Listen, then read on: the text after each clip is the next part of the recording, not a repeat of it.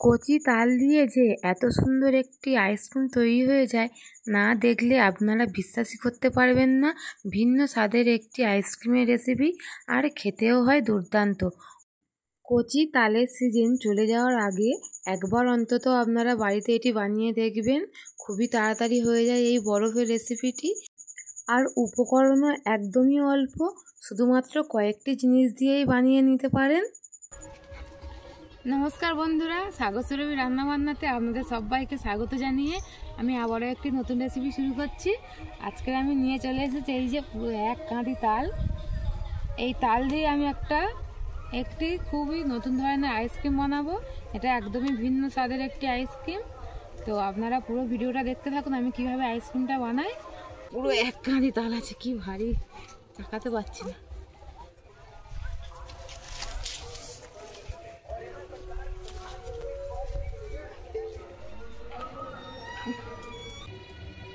তালটা ছাড়িয়ে নেব।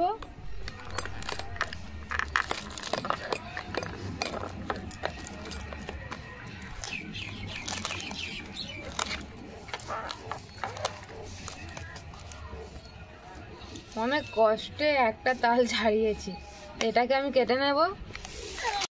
এই তালটা আমি বটি দিয়ে কেটে নেব। এই যে দেখুন বন্ধুরা, তালের শাঁসটা কতটা সুন্দর বসেছে, আর এই তালটা একদমই পারফেক্ট। আমার এইরকমই শাঁস দরকার আইসক্রিমটা বানানোর জন্য। বেশি তালটা আর বয়স হয়ে গেলে কিন্তু এগুলো শক্ত হয়ে যায়, তখন এইগুলো খেতে ভালো লাগে না। এটা কিন্তু খুব মিষ্টি হবে। এগুলো আমি তুলে নেব। এবার আমি তালের শাঁসটা তুলে নিচ্ছি। এই যে দেখুন কত সহজে উঠে এলো।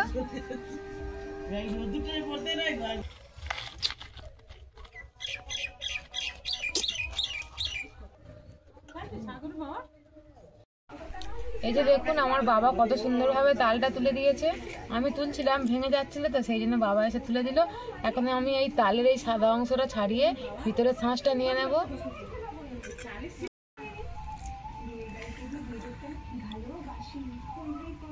তালটা একদম কচি, হ্যাঁ খুব নরম তাল। এই দেখুন এই শাঁস, এই যে কত শাঁস হয়েছে। এবার আমি সাদা অংশটা ফেলে দেবো, কারণ ওটা তেতো লাগে খেতে।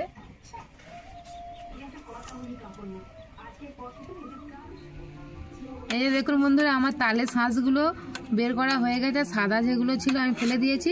এটাকে এখন চামচের পিছন দিয়ে এইভাবে একটু ঘেঁটে ঘেঁটে দেবো। এটা আমি মিক্সারে একদম পেস্ট করে নেব না।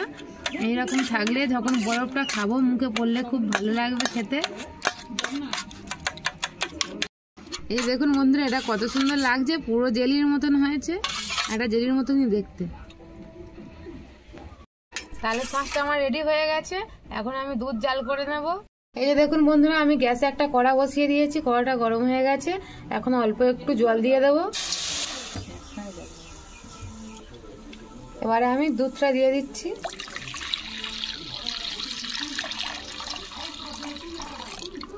দুধটাকে আমি খুব ভালোভাবে ফুটিয়ে নেব। দুধটা হালকা গরম হয়ে গেছে। এবার আমি কিছুটা দুধ এখান থেকে তুলে নেব। এবার আমি দুধের মধ্যে পরিমাণ মতো চিনি দিয়ে দিচ্ছি। দুধটা আমি খুব বেশি ঘন করব না।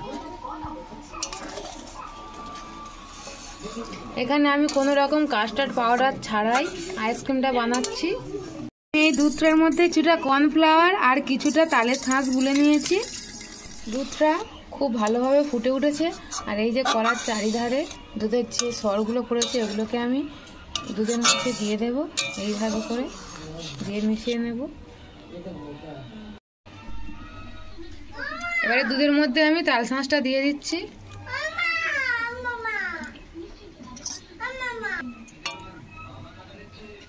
এবারে খুব ভালোভাবে মিশিয়ে নেব। কতটা সুন্দর দেখতে লাগছে দেখুন। দুধটাও আমার অনেকটা ঘন হয়ে গেছে।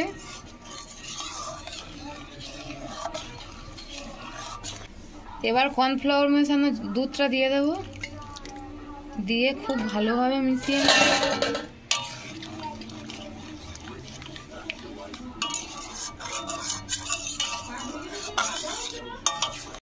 দুধটাকে দেখুন আমি খুব ভালোভাবে ফুটিয়ে নিচ্ছি। আর এতে কর্নফ্লোর দেওয়ার জন্য দুধটা খুবই তাড়াতাড়ি ঘন হয়ে যাবে। দুধের মিশ্রণটা আমার একদম রেডি হয়ে গেছে। এই দেখুন এইরকম ঘনত্ব রেখেছি আমি। এবার এটাকে একদম ঠান্ডা করে নেব।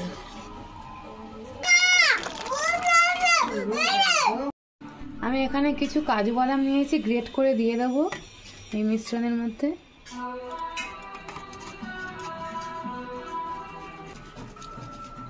এই বাদামটা দেওয়ার কারণে আইসক্রিমটা খুব সুন্দর খেতে লাগবে। এই যে বন্ধুরা সবকিছু নিয়ে বসে পড়েছি। চায়ের কাপে আইসক্রিমগুলো আজকে বানাবো, সবকিছু নিয়ে বসে পড়েছি। এবারে আমি এই যে আইসক্রিমের মিশ্রণটা এক এক করে সব কাপে দিয়ে দেবো।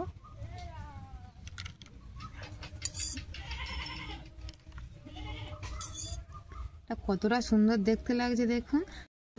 এখানে আমার 6টা কাপ ভর্তি করে নিয়েছি আমি। এবার এই কাপের মুখে প্লাস্টিক দিয়ে দেবো,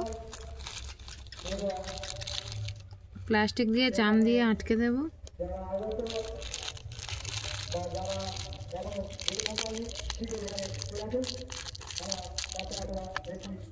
এবার এই যে কাঠিটা নিয়ে একটু প্রেস করে এইভাবে ঘুরিয়ে ঘুরিয়ে ফুটো করে দিয়ে দেব।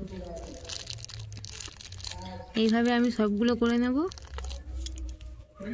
আমার সবগুলো আইসক্রিম রেডি হয়ে গেছে। এখানে আমার 6টা গ্লাস নিয়েও এখনো এতটা বাকি আছে। তো এইটা আমি কাঁচের বাটি আর এরকম একটা প্লাস্টিকের গ্লাসে আমি ভরে নেব।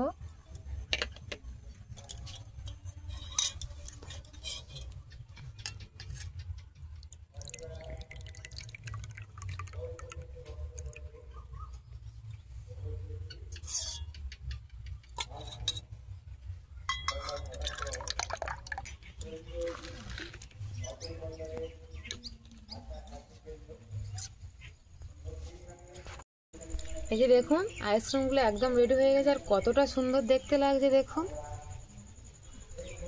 এটা আমি সারা রাত ডিপ ফ্রিজে রেখে দেব। দেখা হচ্ছে কালকে।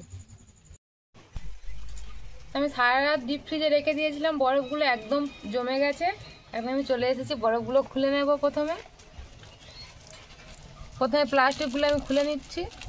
এই দেখুন কত সহজে খুলে গেল। এবার আমি বরফগুলো বার করে নিচ্ছি। এইভাবে হাত দিয়ে একটু ঘুরিয়ে ঘুরিয়ে নিলে খুব সহজেই বার হয়ে যাবে।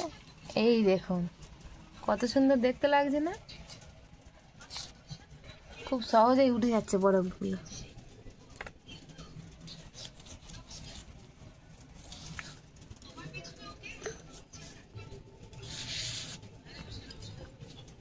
কত সুন্দর দেখতে লাগছে দেখুন বরফগুলো।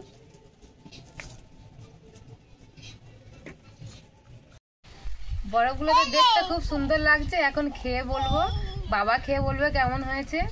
এই নাও। গরমের ঠান্ডা ধান সেদ্ধ করতে এসে এই বরফ খাচ্ছি। মেয়ে তৈরি করেছে, ভালো লেগেছে? খুব ভালো লেগেছে। শ্বাসের বরফ তো খুব ভালো লেগেছে। এইরকম বরফ কোনোদিন খাইনি।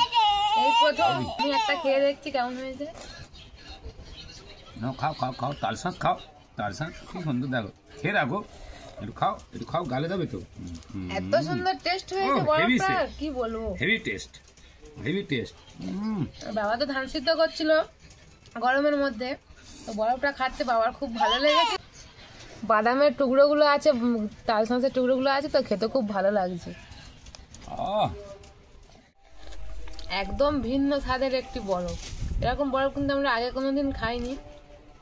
তো খেতে খুব সুন্দর লেগেছে। সোনামার মুখটা দেখুন, এখান থেকে দুধের স্পট পরে গিয়ে গোপ হয়ে গেছে। কেমন লেগেছে? হেভি। আপনারাও বাড়িতে এইভাবে একবার তৈরি করে দেখবেন, বরফটা খুব সুন্দর খেতে লাগে। আর আজকের ভিডিওটা আমার এই পর্যন্ত। দেখা হচ্ছে পরের একটি নতুন ভিডিওতে। আমার চ্যানেলটি সাবস্ক্রাইব করে আমার পাশে থাকবেন।